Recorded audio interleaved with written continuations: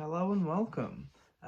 This is the Anti-TBR Tag. It was originally created by Nicole and her books, and I was tagged by Heidi's Bookish Adventures. It's a channel you should definitely check out, and definitely watch her Anti-TBR Tag. It's very good. But I'll try and make this very quick and brief. And here we go. Number 1, a popular book everyone loves that you have no interest in reading. So I have a couple books, and they're kind of on the same theme. One's The Boy in the Striped Pajamas, and the other one is The Tattooist of Auschwitz, and it's just this trend of novels, like Holocaust novels essentially. I kind of just have no interest in reading them. I read survival stories of like non-fiction survivor stories from the Holocaust. I read Primo Levi's If This Is a Man when I was about 15, and it had a massively profound effect on me.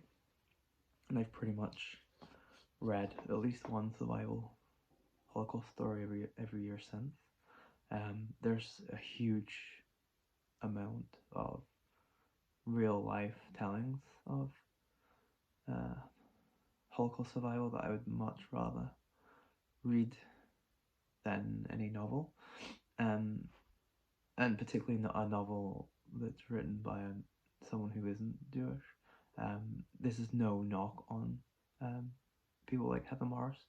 I believe that she spoke to someone very in depth that was a survivor and had their blessing, and yeah, like it comes from quite a knowledgeable, and I don't think she was being exploitative at all, but it's just not for me to read a novel like that. I don't even think I've read a Holocaust novel written by a Jewish person, to be honest, but I would probably read that before I read these popular ones written by the non-Jewish people. But I would urge everybody to read, if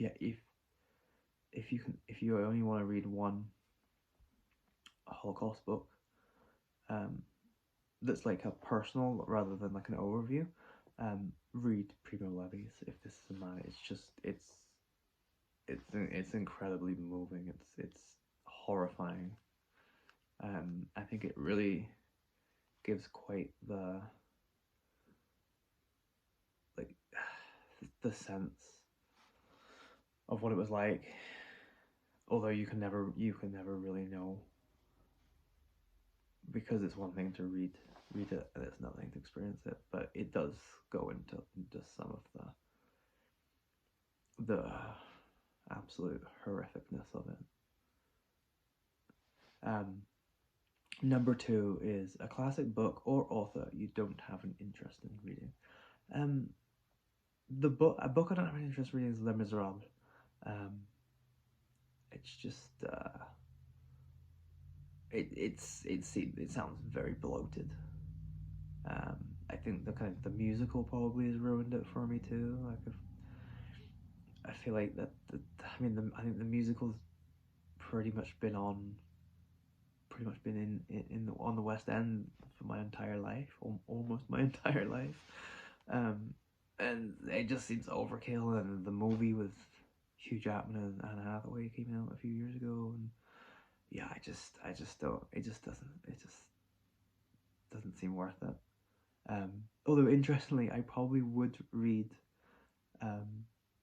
the heavily sanitized cut version by I think it's Canadian minister, might even be like a Mennonite minister actually, but Solomon Cleaver, or maybe it was just like maybe it's just some sort of weird Christian sect minister, but yeah, Solomon Cleaver, I think,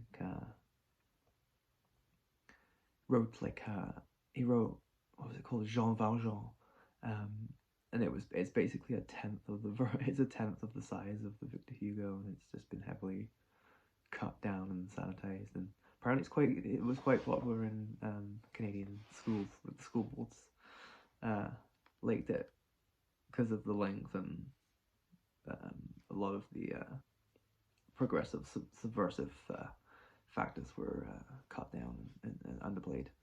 but that actually sounds more interesting than the Victor Hugo original. But I do want to read Victor Hugo though. I think, yeah, no, I want to read The Hunchback of Notre Dame. That's Victor Hugo, right? Yeah, I do want to read Hugo, but I just don't want to read Les Miserables.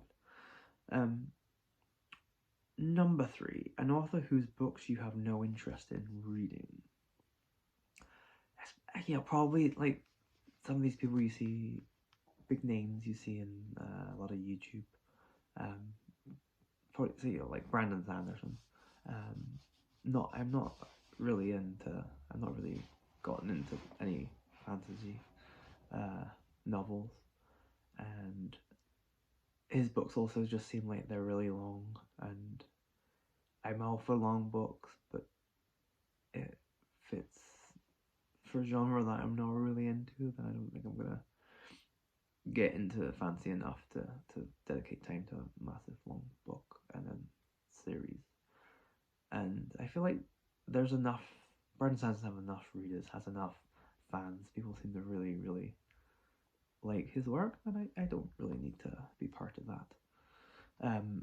Question 3.2 is a problematic author whose books you have no interest in reading. And I've mentioned him before, and I will maybe mention him again, but I don't like giving him too much exposure. But Jordan Peterson.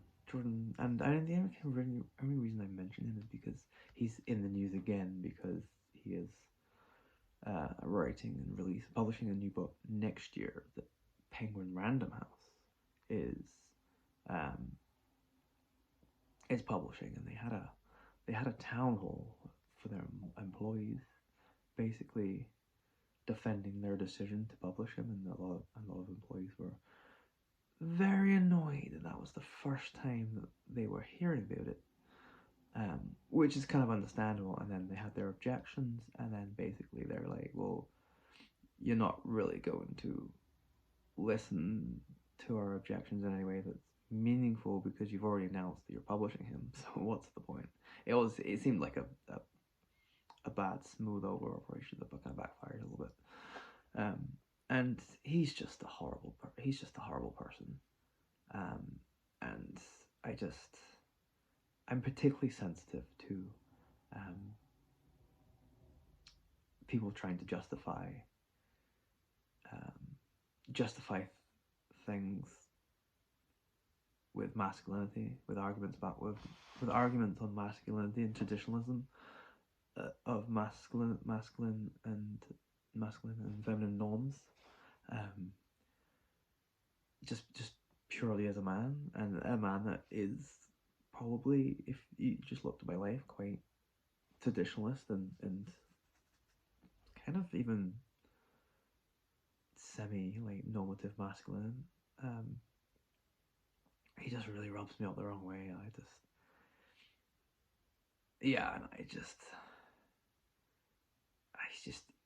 He's also vacuous too. Like a lot of the stuff he says, actually, the reason that like the alt-right and stuff attached to him is because kind of what he says is just so vacuous that you can kind of attach any kind of political ideology onto it, and it will still be pretty much relevant, because he's not actually really saying much in these books or in his interviews, and he just comes across as a massively entitled prick, to be honest. But that's enough about him. Number 4, an author you have read a couple of books from and have decided their books are not for you.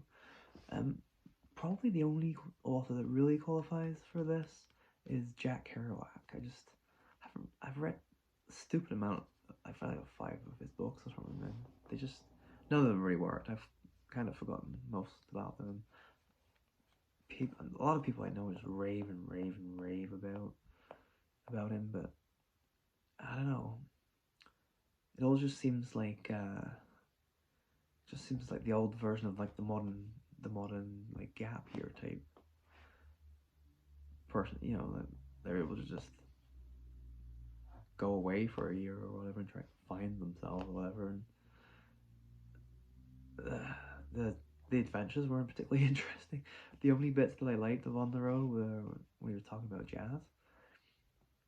Kind of had a decent like a decent way to talk about jazz, and I don't know why he's friends with Dean Moriarty in that. It just seems kind of stupid. But yeah, I just is never into him.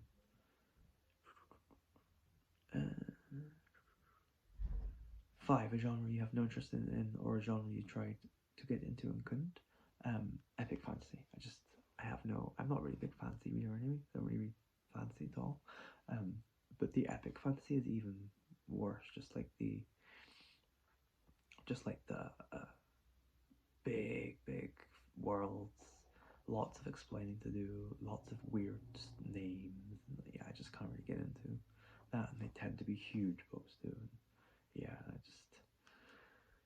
I guess Tolkien had a lot to answer for in that regard.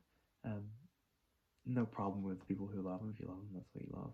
I love a lot of terrible books, so that's fine by me. Number 6 is a book you have bought but will never read. This is just idea is just antithetical to me. Like, I'm not gonna buy a book and not read it.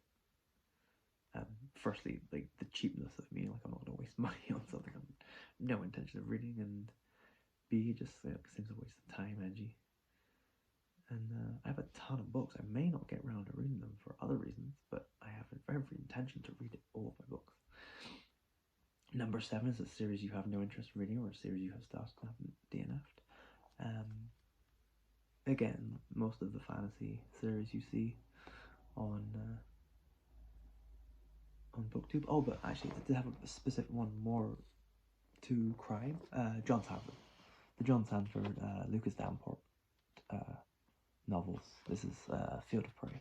I've read a couple of these. They're okay. They're nothing spectacular, and no reason to be a completist about it. So I'm probably pretty happy to read whatever I have left.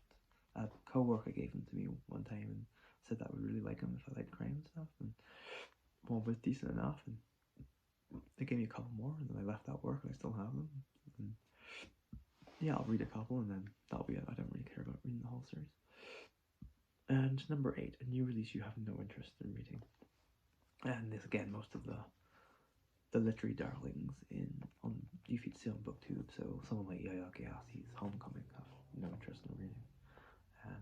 I can't really think of much others. I read Sally Rooney's Normal People and regretted it.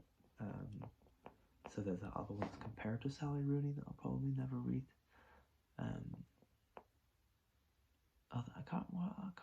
I don't need to keep too much track on new releases.